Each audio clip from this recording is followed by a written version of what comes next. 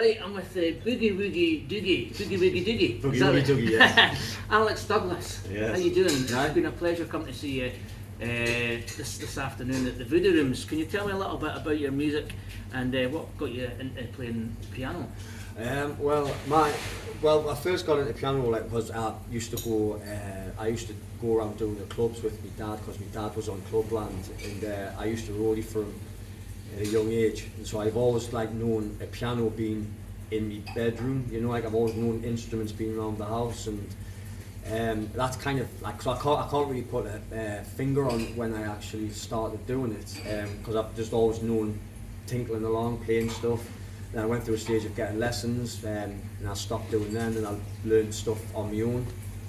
But it was just really I can just remember my dad never really did rock and roll stuff. I just remember one time he was just playing Johnny Be Good, and then when I heard it I just thought, oh, that's the best kind of piano playing that there is. That for me, it just dropped, and I was like, that's the type of piano playing, that's the best, and I just escalated from there, and that's when Johnny Be Good's a rock and roll song, but I started doing Boogie Woogie, blues, a little bit of jazz, gospel, R&B. I just started experimenting the whole thing, and I just went from there. And like I say, I'm trying to because I'm a fan of guitars and electric guitar and rock and even hard rock and blues rock and all that. That's kind of my flavour. 12-bar blues, all that's my flavour. I'm trying to kind of mix the kind of rock and roll boogie woogie sort of songs into that, like I was saying before, Queen's version of Tutti Frutti, Lemmy's version of Good Golly Miss Molly, where it's rock and roll songs but they're done in that heavy rock style.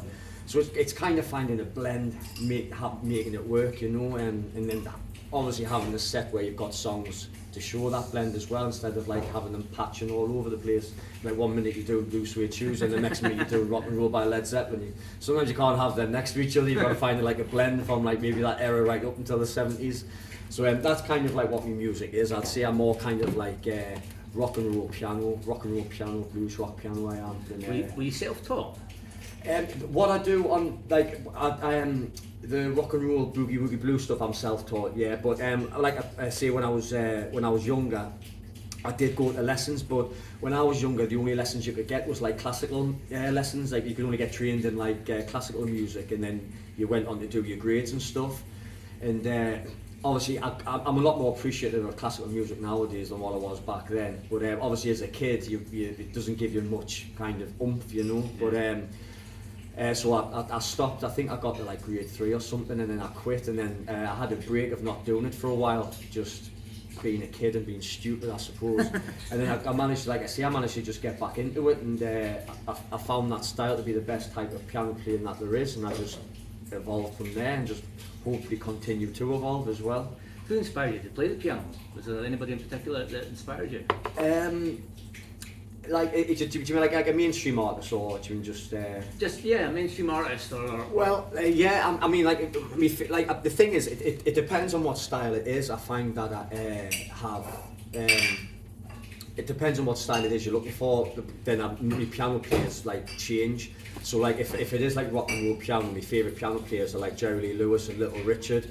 And then Johnny Johnson as well, who was Chuck Berry's piano player, and so when it's rock and roll, I like that. But then when you do boogie woogie piano playing, you've got people like Pete Johnson and Albert Ammons, they're my favourite boogie woogie players. And then obviously when you get to rock piano, you've got John Paul from Led Zeppelin and Billy Powell from Lynyrd Skynyrd. They're kind of my favourite rock piano pianists. And then obviously if you're looking at doing ballads, obviously, or jazz, your Elton Johns or your Billy Joels is your mans for that. So it all depends on what style it is you're playing and what I'm feeling at that. They then become my favourite piano player, So I'm not just set on one piano player where he's the all big. So I think it all depends on what your flavour is, depends on what whether that's your favourite kind of artist or something.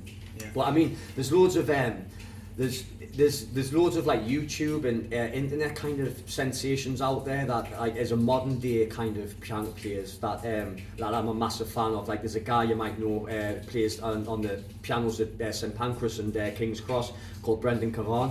He's absolutely phenomenal. He's a bit of a YouTube. I'm going to touch on him actually. Oh right, well there we go then. Yeah. I'm going to touch on him. He's a brilliant piano player. Is there another musician you've mentored or trained to play Boogie Woogie yourself, and describe what you have done to help him? Is there anybody you've actually mentored yourself? No, I've been asked. I mean, I have been asked a few times to do lessons, but I just haven't.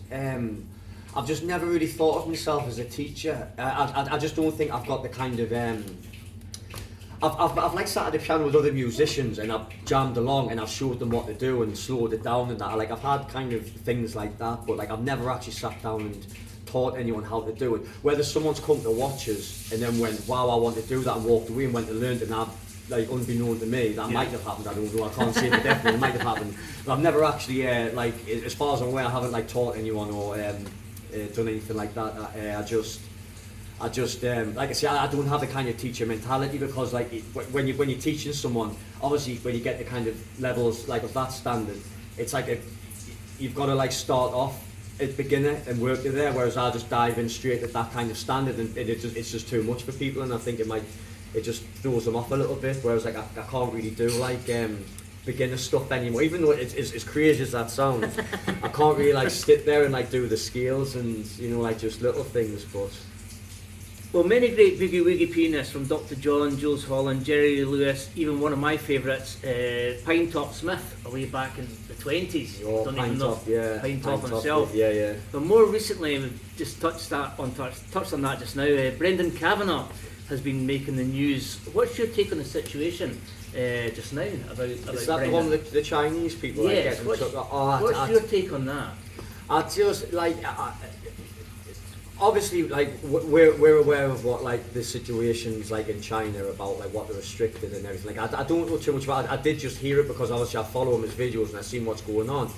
But it's a case like they do things one way, we do things another way. It's like if they're coming over here, they've got to kind of appreciate this is what we do. It might be unusual to them, it might be strange to them, it might be like totally alien that he was obviously doing what he did. But unfortunately, he wasn't doing anything wrong. He was basically just doing what he does, and obviously in this country that's how we do it. And so they're not in any position to just dictate what he can kind of do. So I think he's totally in the right. I think it's totally wrong whatever it was they're doing. And like I say, they might not know what they're doing. They might, like I say, it might be just a totally alien thing that was happening, but they just need to be educated about that. Well, I watched the whole video through actually, because it was about 20 minutes long, the video. He's obviously well known to the police as well. Brendan obviously playing in like a big shopping complex where he's actually playing at. But I do find him, it's a difficult word to really use with him. He's a bit antagonising, I think, as well, even though the Chinese people were there and they were saying, you know, please don't take any video footage of us for what reason it was going to be. But there's a lot of different takes on it. A lot of people are for him, and there's a lot of people are thinking, no, sometimes he just goes a wee bit over. Yeah. I think he's a very, very talented musician as well. Fantastic, talented musician. For what he does do. If you were to collaborate with just one of your idols, who would it be, and what song would you sing? Oh, good. Well, I mean, at the minute, I'm one of my kind of idols, who's a guy on the he's a guy on the scene at the minute, and he's quite famous in his own right. He's got quite a massive following online, and he's called Lucky Dolly. He's an Australian guy, but he's more so of an organ, like a Hammond organ and clavinet, like a whammy clav player. But he's absolutely phenomenal, just an absolutely phenomenal player. And he tours Europe. I think he's doing an American tour at the minute as well. But he's an Australian guy, and he's just absolutely. He's more sort of funk.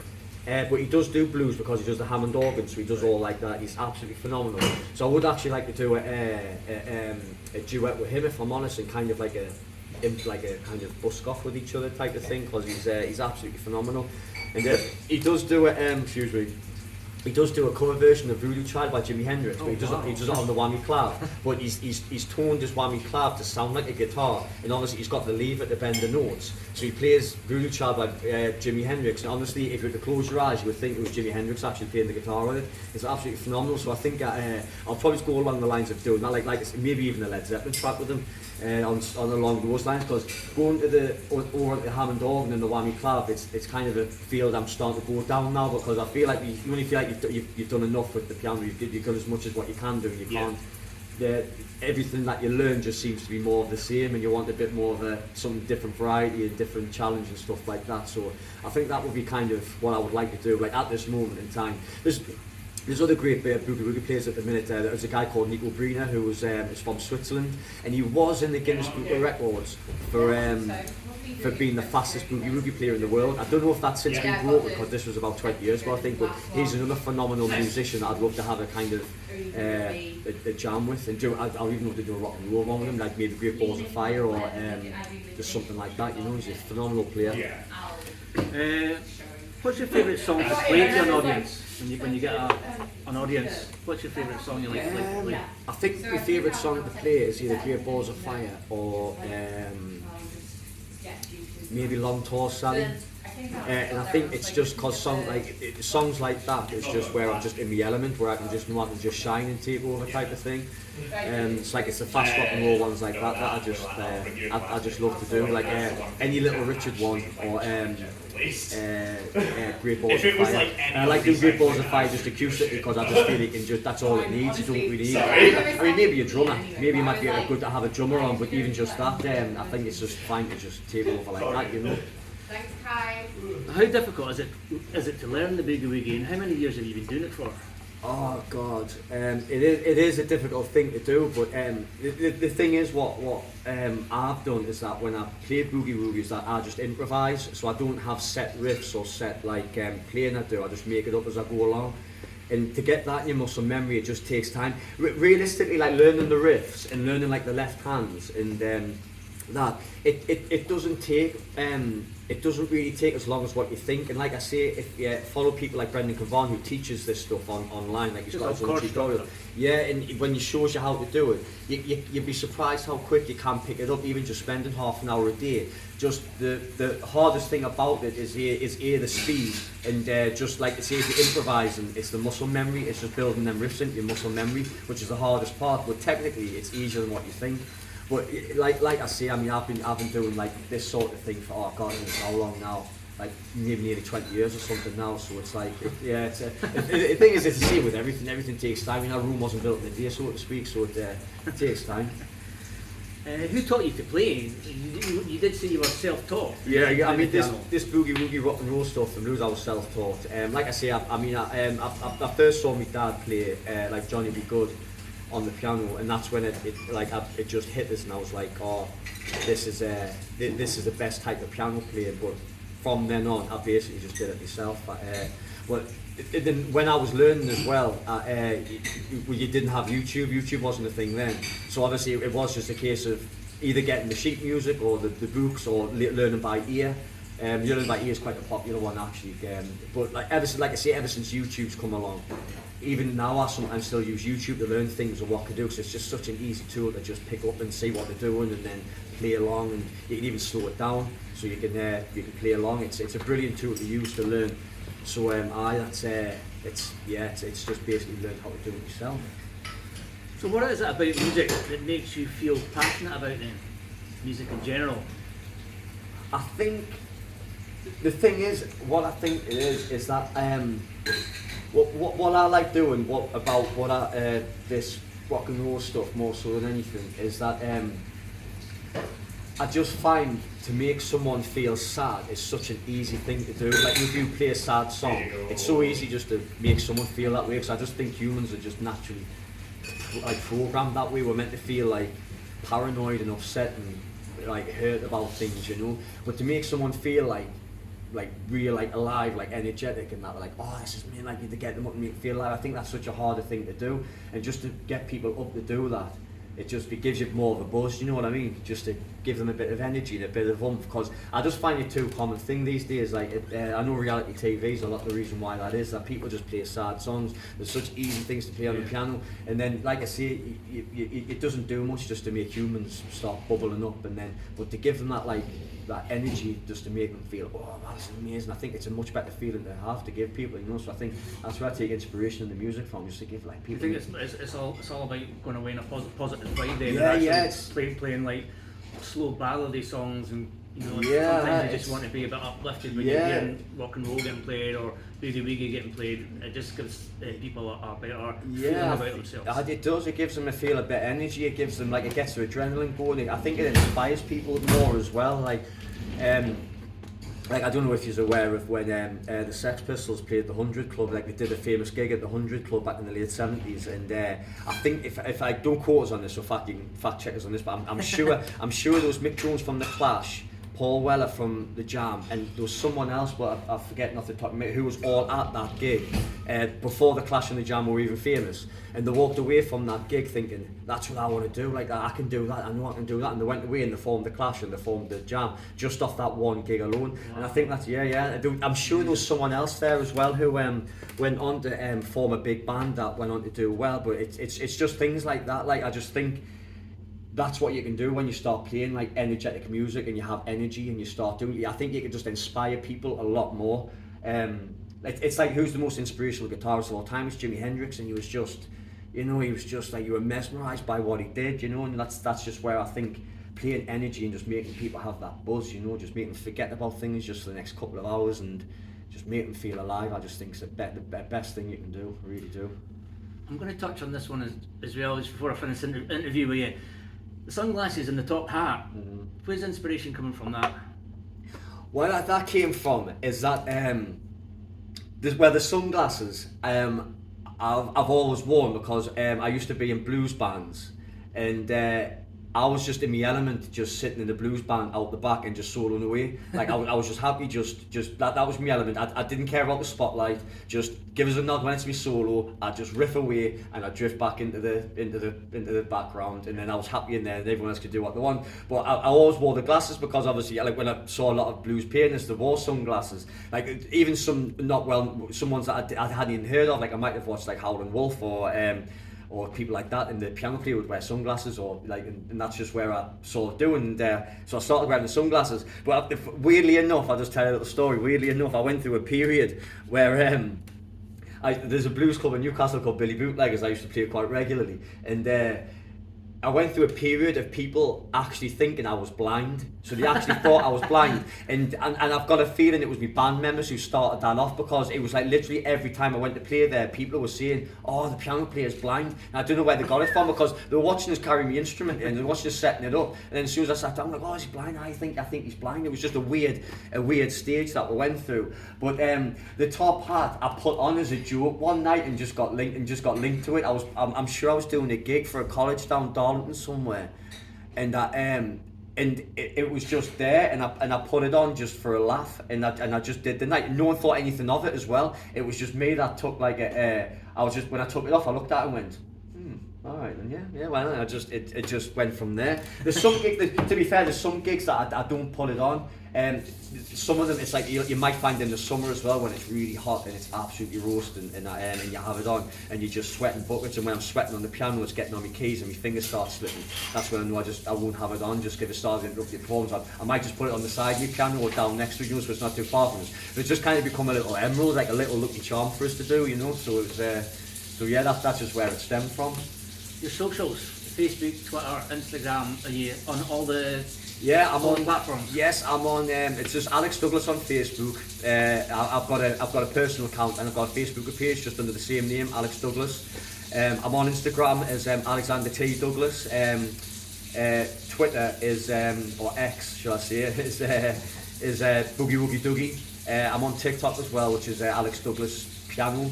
and I think that's all the ones. I'm on YouTube. That's just Alex Douglas. That's just the same thing Alex Douglas doing there. So that's only socials. So what's your plan for the rest of 2024? You got any festivals you maybe be doing, or is it just more than sort of venues that you're playing at the moment? Well, I always do end up getting in on festivals, but it's usually like later on in the year.